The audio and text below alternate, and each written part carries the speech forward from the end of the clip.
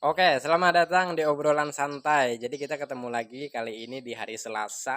Gua akan sampaikan beberapa yang menarik tentang pertandingan dan juga berita yang lagi hangat-hangatnya. Banyak sekali reporter juga membicarakan tentang hal ini di luar sana. Nah, jadi dengan obrolan santai ini gua akan menyampaikan berita-berita yang seru ya pastinya. Mungkin kalian juga sudah mengetahui tentang berita ini, tapi gua ingin mengingatkan aja tentang seperti apa inti permasalahan yang sedang dihadapi oleh Manchester City sekarang. Selain itu banyak sekali pertandingan-pertandingan di akhir pekan kemarin yang sangat mengejutkan juga bagi gua, di mana ada Arsenal yang tumbang akhirnya di kandang Everton, ada juga Manchester City yang kehilangan 3 poin mereka bersama Tottenham Hotspur. Gua awali pembicaraan ini dengan berita Manchester City terlebih dahulu aja karena ini nanti takutnya gua lupa nanti dengan apa yang ingin gua sampaikan. Eh Manchester City katanya sedang mendapatkan masalah di mana mereka dituduh ataupun terdakwa sudah melanggar peraturan financial fair play. Nah, mungkin ini bersangkutan dengan sponsor mereka dan juga beberapa gaji manajer mereka di tahun 2009 sampai 2018-an kayak gitulah. Jadi, kasus ini sudah lama, bukan bukan kasus yang kemarin sore kayak gitu. Jadi, kayak kisah, kayak sejarah kayak gitulah udah.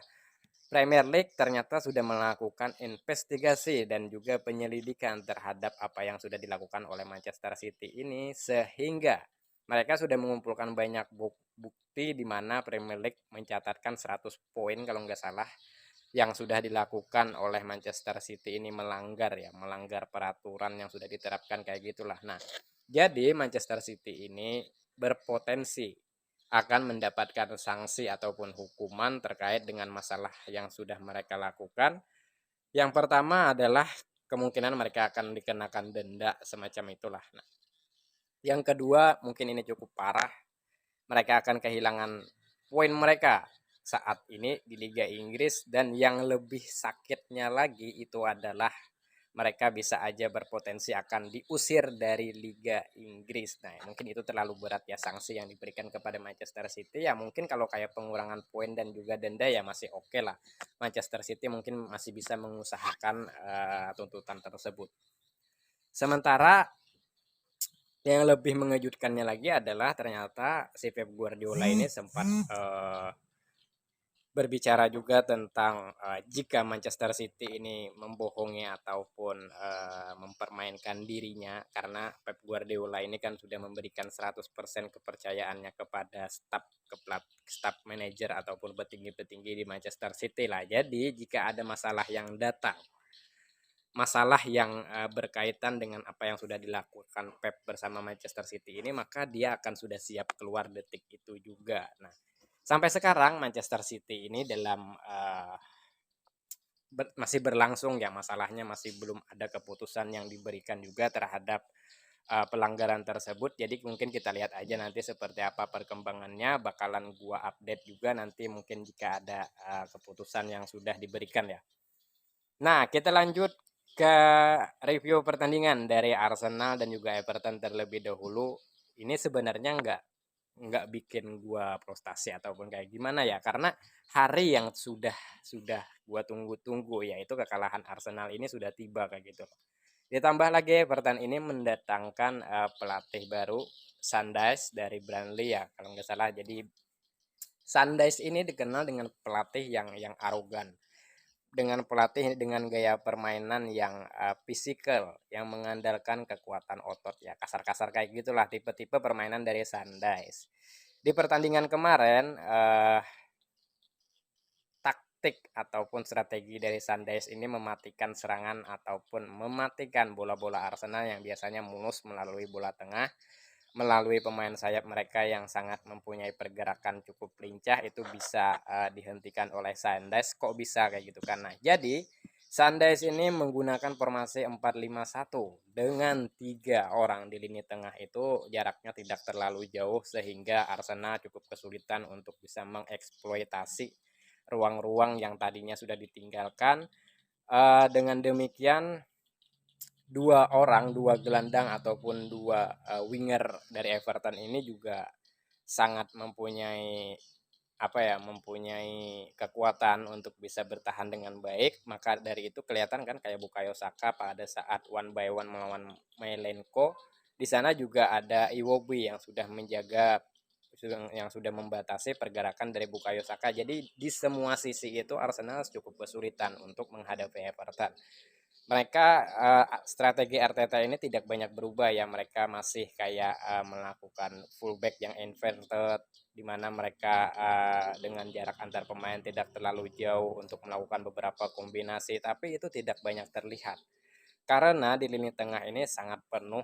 Pertahanan dari Everton menggunakan mid block ataupun low block mereka yang sangat kuat, sehingga permainan seperti ini gua rasa sebenarnya akan sangat berbeda ya jika ada Gabriel Jesus di lini depan yang melakukan pergerakan dinamis, bisa membuka ruang, menarik beberapa pemain Everton keluar untuk dari pertahanan mereka. Tetapi Gabriel Jesus kan masih cedera, itu sangat disayangkan. Kalau Gabriel Jesus yang akan yang bisa bermain di pertandingan tersebut, maka gua rasa intensitas itu sangat berbeda ya dari Arsenal. Nah, dengan demikian Martin Odegaard dan juga Martinelli ini kan juga nggak terlihat kayak gitu loh. Jadi serangan-serangan yang dibangun Arsenal ini tidak terlalu efektif, sehingga Sunrise ataupun Everton ini menggunakan strategi dengan melakukan pertahanan yang kuat di lini tengah, dan juga di sisi fullback mereka itu sangat kuat. Mereka tidak melakukan high pressing ataupun tidak melakukan counter pressing yang sangat tinggi, tetapi hanya saja mereka bertahan dengan baik. Beda dengan apa yang sudah dilakukan oleh Newcastle United. Newcastle itu kan mereka melakukan counter pressing dan juga counter attack yang cepat. Nah, tapi Everton hanya melakukan satu strategi, mereka bertahan dengan baik dan juga melakukan counter attack. Jadi tidak melakukan counter pressing yang tinggi ya, semacam itulah. Harusnya Arteta ini dengan cepat untuk bisa merubah strategi di babak kedua, tapi yang gua harapkan itu tidak muncul. Dengan pergantian pemain pun gua rasa itu cukup terlambat menggantikan Martinelli dengan Trossard.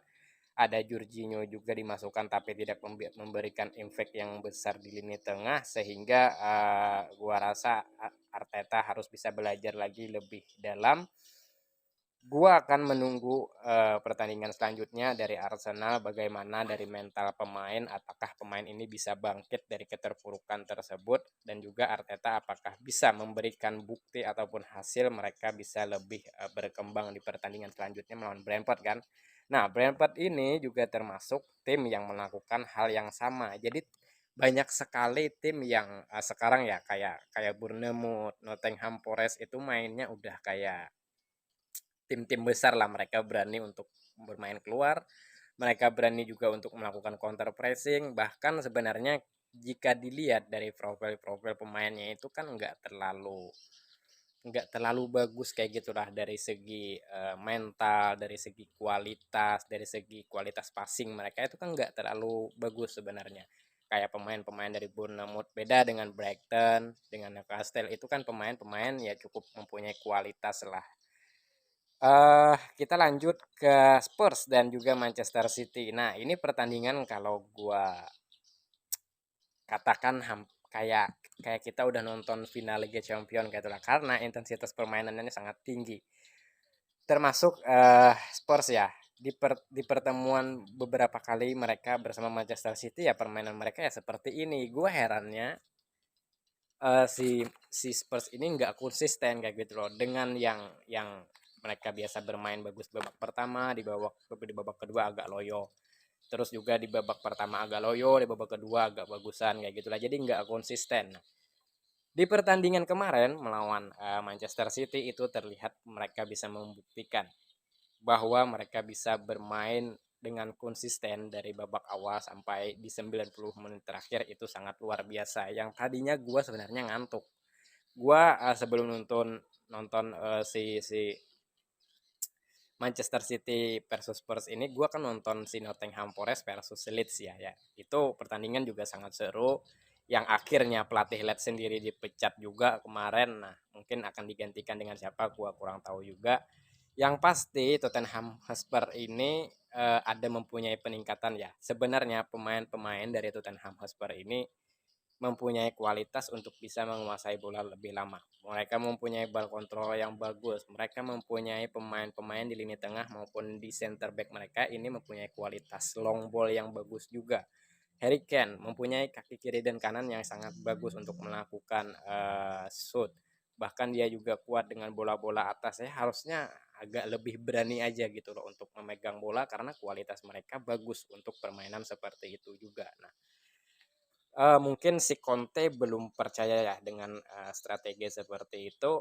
Manchester City kelihatan kewalahan untuk menghadapi Spurs di pertemuan pertama mereka di itu ya di Etihad Stadium. Kelihatan di babak pertama itu intensitasnya sama seperti kemarin permainan Spurs di mana mereka menekan, mereka melakukan counter pressing, mereka melakukan counter attack melalui pemain-pemain mereka yang punya kecepatan juga di lini depan. Itu kelihatan di babak pertama di Etihad Stadium mereka mampu menghasilkan 2 gol dengan permainan tersebut, tapi di babak kedua kelihatan Spurs ini kayak kayak udah mau bertahan, ya udahlah kita punya 2 gol ya mau gimana lagi ya, yang penting kita bertahan dengan baik ya, semacam kayak gitulah.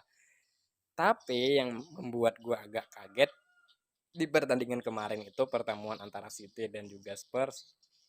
City ini agak berbeda dari pertandingan-pertandingan sebelumnya. Apakah ini karena ada beberapa diskoneksi antara Pep dan juga para pemainnya sehingga Rico Lewis itu dimainkan dengan permainan sebesar ini gitulah. Karena kan musuh terberat mereka ini sampai saat ini kan ya Spurs. Spurs bisa memberikan permainan yang sangat mengundang amarah, yang mempunyai permainan fisikal itu ya kan ya Spurs. Nah, Rico Lewis dimainkan di pertandingan itu ya gua rasa ini adalah kesalahpahaman ataupun sedikit kesalahan dari Pep Guardiola sendiri. Kevin De Bruyne dicadangkan gua agak sedikit paham ya.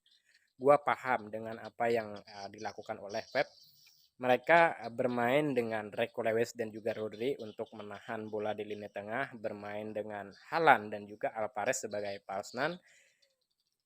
Bola kepada Haaland juga nggak banyak terjadi, ataupun apakah Tottenham Hotspur ini menjaga ketat pergerakan dari Haaland sehingga Manchester City tidak bisa melakukan banyak sirkulasi bola kepada Haaland. Haaland pun tidak mendapatkan peluang sama sekali maupun bola bawah ataupun bola atas kayak gitulah. Nah, ternyata Pep Guardiola ini menahan si Kevin De Bruyne untuk dimasukkan di babak kedua karena Pep Guardiola akan merubah strategi di babak kedua dengan masuknya si Kevin De Bruyne untuk bisa memberikan supply kepada Erling Haaland. Jadi di babak pertama itu si Pep ini mencoba untuk melihat seperti apa jalannya pertandingan di babak pertama. Di babak kedua dia akan merubah sangat jauh strategi, tetapi itu juga tidak banyak terjadi ya dengan masuknya Kevin De Bruyne di menit ke 60-an ya kalau nggak salah.